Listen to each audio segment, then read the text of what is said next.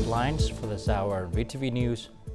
Vietnamese Cambodia Prime Ministers attend Trade and Investment Promotion Forum. A multidimensional poverty rate decreases.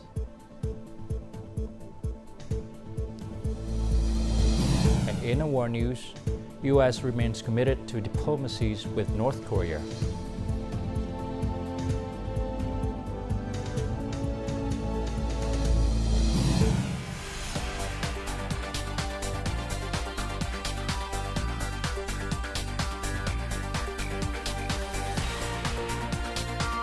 Broadcasting from Hanoi, the capital of Vietnam. VTV News starts right now. Hello, it's 3 p.m. local time in Hanoi. You're watching VTV News. On Tuesday morning, State President Võ Văn Thưởng met with a delegation of exemplary and prestigious people attending the Praise and Honor Prestigious People Among Ethnic Groups nationwide by 2023 event. State President Võ Văn Thưởng hoped that village elders, village heads, and reputable people in the ethnic community would continue to promote their role to unite the community and strengthen the great national unity, pay attention to preserving unique cultural features, and participate in supervising the implementations of ethnic group policies. The state president also noted that the authorities in ethnic groups, whether in the uplands or the lowlands, need to pay attention to their children's education and work together to maintain political stability, order and security, and prevent bad habits and social evils from penetrating the village, community, and nation.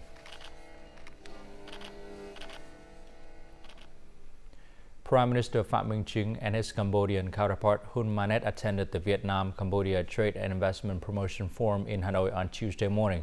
The two prime ministers called for further investment cooperation between the countries that corresponds to the potentials of a close bilateral relationship.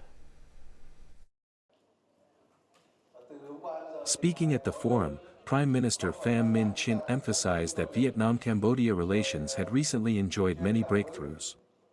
Bilateral trade turnover in 2022 reached $10.57 billion, but the economic and trade relations are yet to be commensurate with each country's potential. The Vietnamese government leader called on investors to continue promoting bilateral trade and economic development and strengthening the traditional friendship. He asked businesses to invest in digital and green transformation, the circular economy, and promote innovation based on science and technology.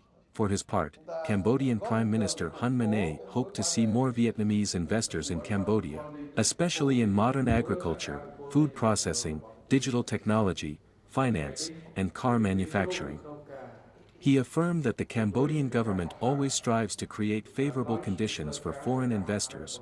The two prime ministers also witnessed the award of investment certificates, cooperation agreements, and memorandums of understanding between the two countries' businesses.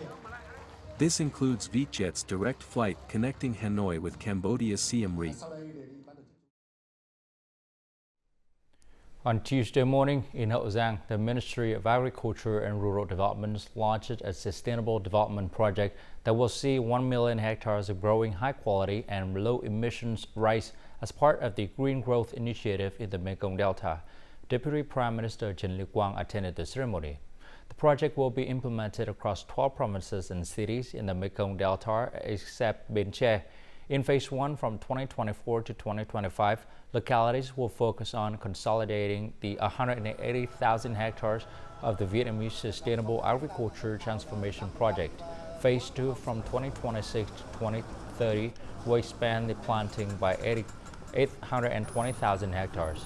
The general goal is to reduce the amount of rice seed sown to 80 to 100 kilograms per hectare, reduce the amount of chemical fertilizers and pesticides by 20%, and reduce the amount of irrigation water by 20% compared to traditional farming. Each area applies at least one sustainable farming process. Institutions, governance, and regional connectivity are key components that greatly influence the development of the Mekong Delta. Therefore, this important issue was chosen by the Vietnam Chamber of Commerce and Industry (VCCI) and the Fulbright Schools of Public Policy and Management as the topic of the 2023 Mekong Delta Annual Economic Report.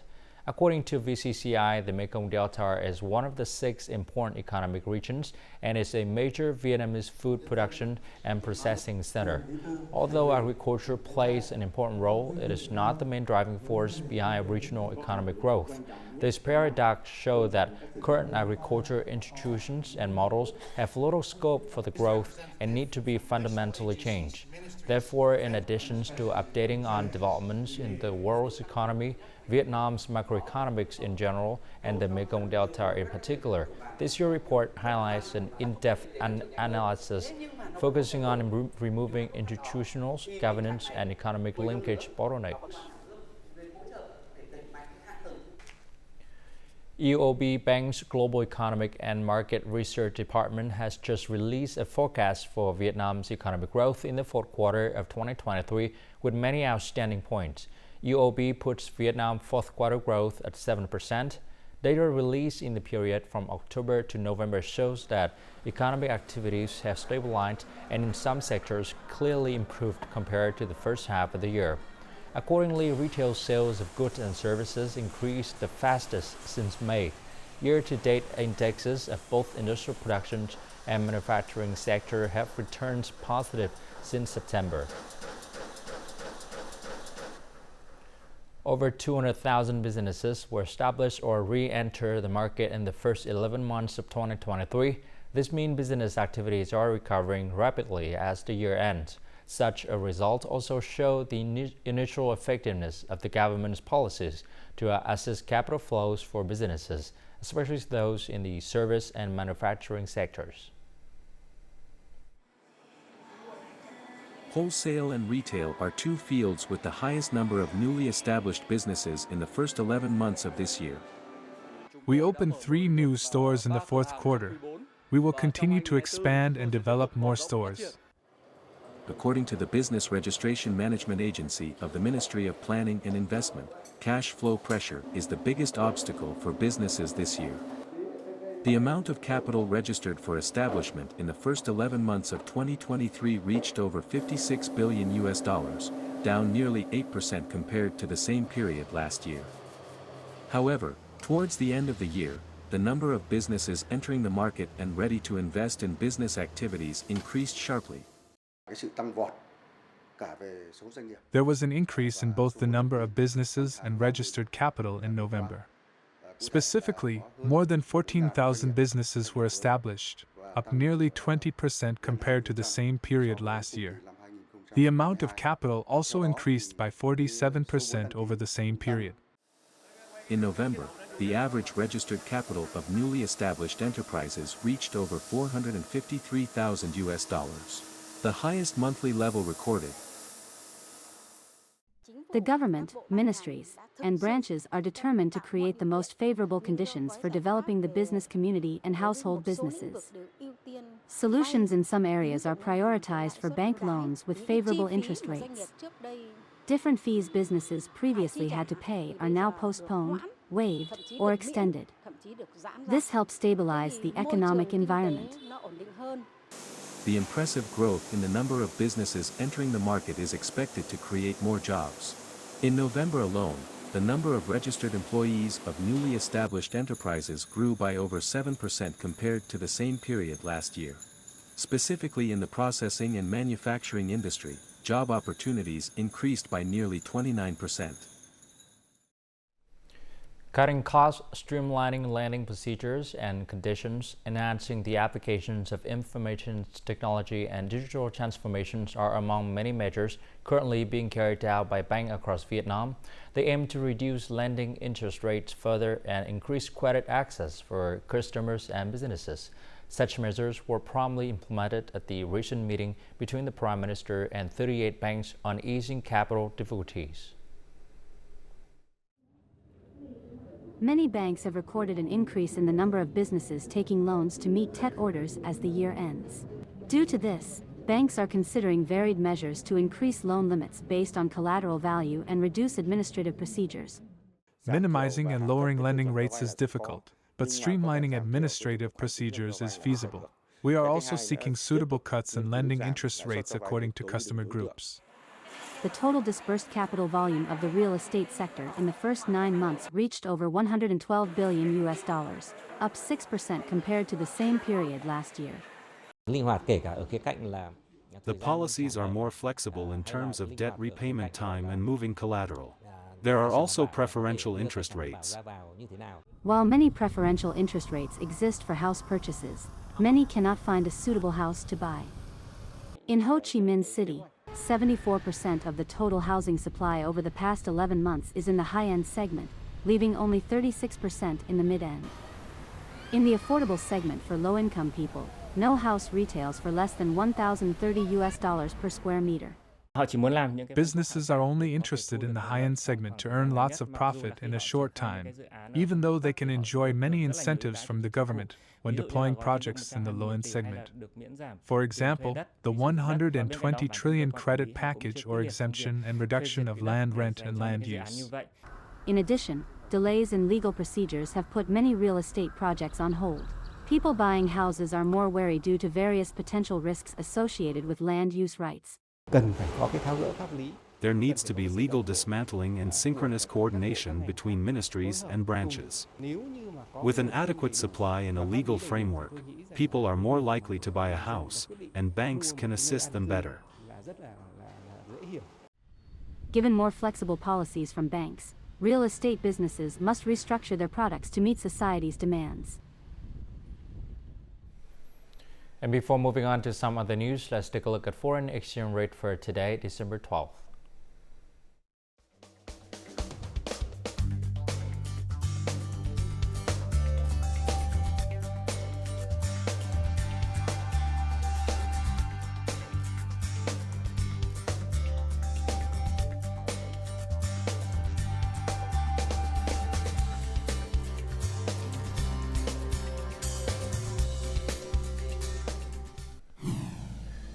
Coming up next on VTV News, multidimensional poverty rate decreases.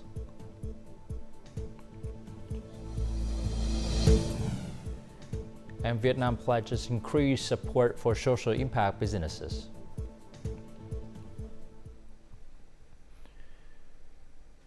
This year, the rate of low-income households is expected to decrease per the Multidimensional Poverty Standard to 2.93%, according to the government's report on implementing the National Target Program for Sustainable Poverty Reduction.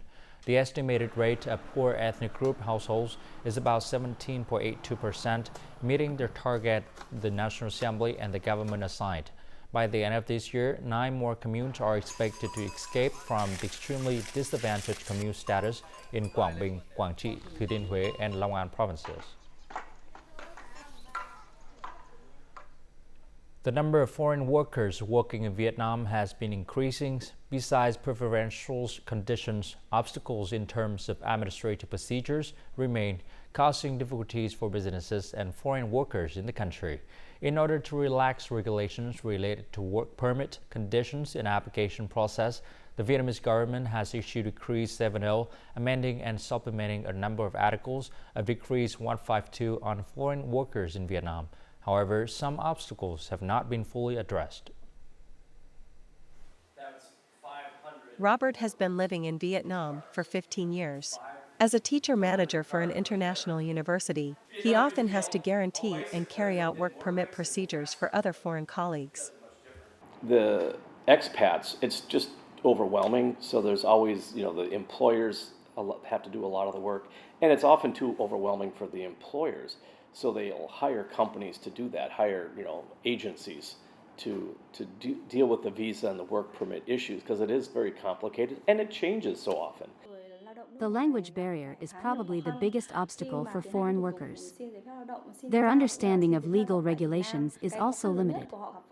So they often encounter some basic errors such as incorrect name format, inappropriate image upload, or problems with paying state fees. This leads to extended processing time, significantly affecting their schedule. According to legal regulations, managers, executive directors, skilled workers, and experts are allowed to work in Vietnam. However, a number of issues still remains. For example, they have to notarize many types of documents. The procedures are handled by different agencies, while the process is still slow.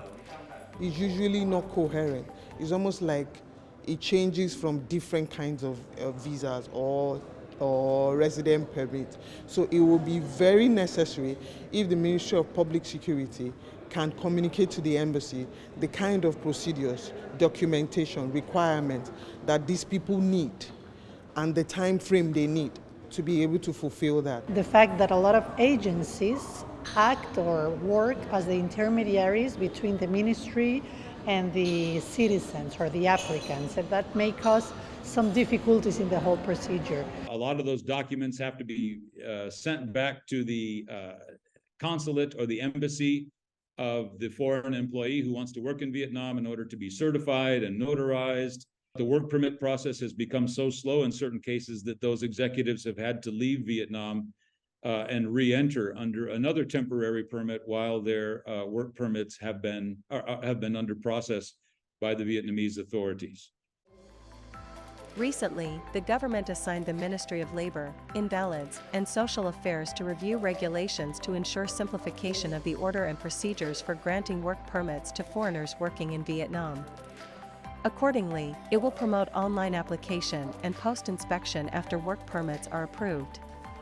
This is expected to create favorable conditions for not only foreign workers, but also organizations and businesses in general. The first white paper on social impact businesses was officially launched on December 12th to support social impact businesses. The launching event, SIB Connect 2023, was jointly organized by the Ministry of Planning and Investment in collaboration with Global Affairs Canada and the United Nations Development Program UNDP in Vietnam.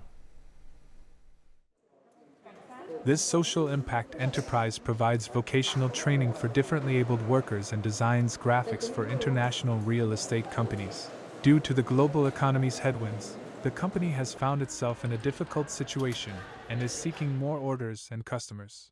During our transition as a social impact enterprise, we are in dire need of support from the government, non-governmental organizations, and international organizations. A rough estimate shows that 27,000 social impact business organizations in Vietnam face critical challenges regarding profitability and genuine impacts on society. They are enterprises owned or managed by disadvantaged groups in Vietnam.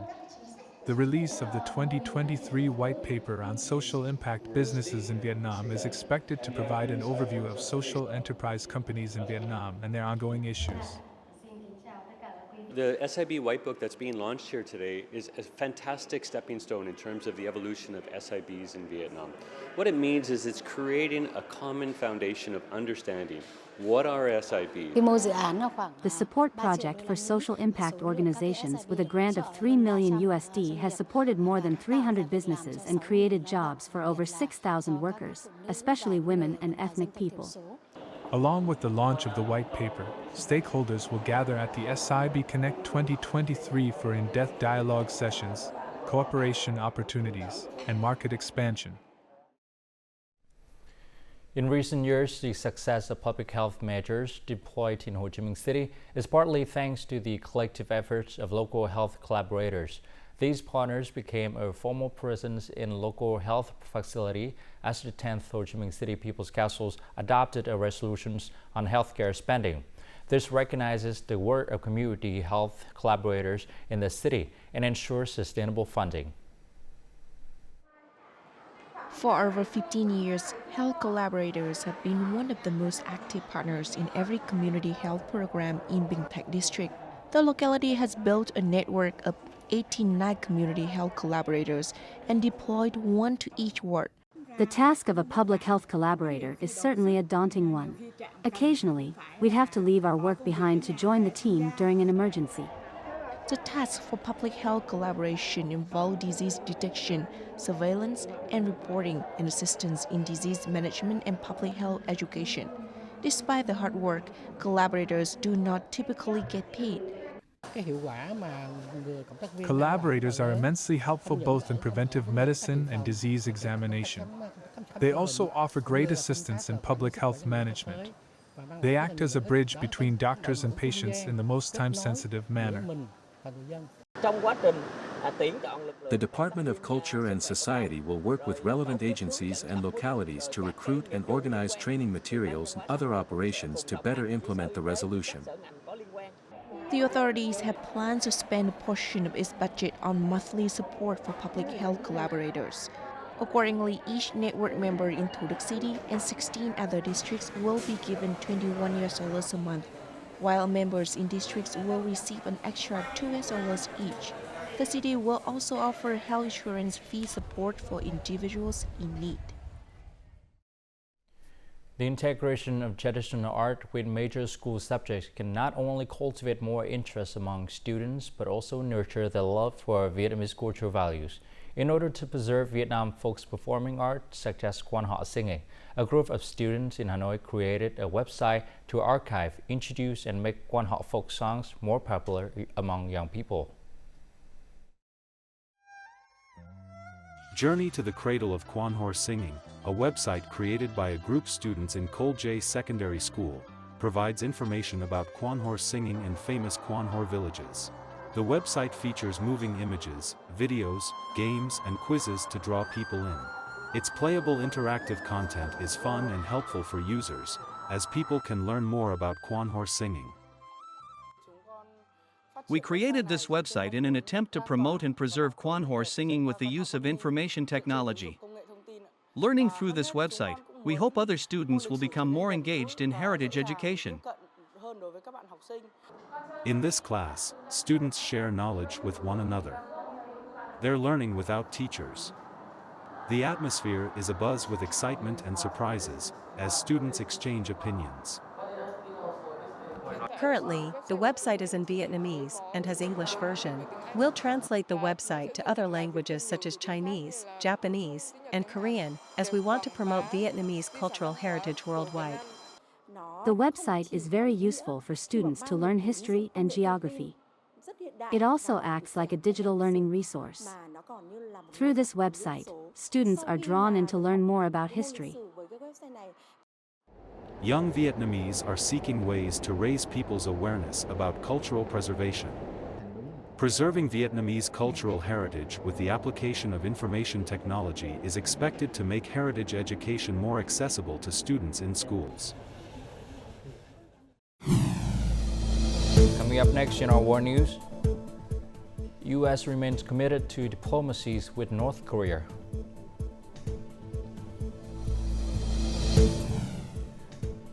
An EU foreign minister discussed Ukraine's membership and aid package. The United States will continue to pursue diplomacies with North Korea. Matthew Miller, spokesperson for the U.S. State Department, made these remarks on Monday. Speaking at a press briefing, Miller said Washington is willing to pursue diplomacies with Pyongyang.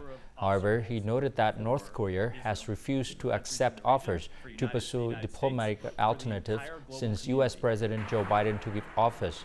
While the United States and North Korea do not have official diplomatic relations, both countries still have ways to engage with each other. Leaders of the 27 European Union countries met on Monday to outline the agenda for the European summit that will take place this Thursday. Ukraine Foreign Minister Dmytro Kuleba attended the meeting at the EU invitations. At the meeting, leaders discussed the future of a promised €50 billion aid package and extending European Union membership to Ukraine. These key issues require unanimity of all 27 countries. Hungary Prime Minister Viktor Orban demanded last week that the issue be struck from the agenda. Foreign Affairs Minister Peter Szijjarto reaffirmed the statement on Monday, stating that substantive cooperation with Ukraine should be built rather than EU membership negotiations. European leaders wanted to affirm their commitments to support Ukraine in protecting its territorial integrity. A French biotech company has designed an enclosed capsule system that could allow crops to be grown in space. This proposition promises a bold response to the ongoing climate emergencies. More to follow. The Biopod is about 5 meters tall with a surface area of 55 square meters. Its ellipsoid shape helps with airflow, heating, and cooling. The Biopod system was inspired by space technologies to offer a totally sealed production system, protected from weather conditions and seasons. Inside, a combination of technologies ensures a balance of conditions for climate, nutrition, and light. Biopod is like a super advanced greenhouse that will collect CO2 from the atmosphere, recycle all the water, fully optimize the conditions. So not only we will accelerate plant growth, but more specifically will trigger the production of specific molecule inside the plant. When you do that, you use less resources, you have less impact. Biopod also includes AI-based management and monitoring software. It is rapidly deployable and requires no foundation or access to water. In addition to its sustainable aspirations, the initiative was expected to provide regular supply for astronauts on space missions. In collaboration with the National Aeronautics and Space Administration, NASA, the space-based version of the Biopod for use on the Moon is set to be ready by 2027. Japan's Weather Bureau said on Monday that there was a 90% chance the current El Nino phenomenon will continue during the Northern Hemisphere winter. The Bureau also said that El Nino had a 50% chance of persisting through until next spring. This update was in line with the latest forecast from the world's meteorological organizations. The ongoing El Nino is expected to last until April 2024, influencing weather patterns and contributing to a further spike in temperatures on land and the oceans. Experts also warned that the El Nino will likely affect the world's rice supply and various crops, including coffee, palm oil, sugar, and wheat from Southeast Asia, Australia, and Africa. And now, as usual, let's continue with the weather forecast.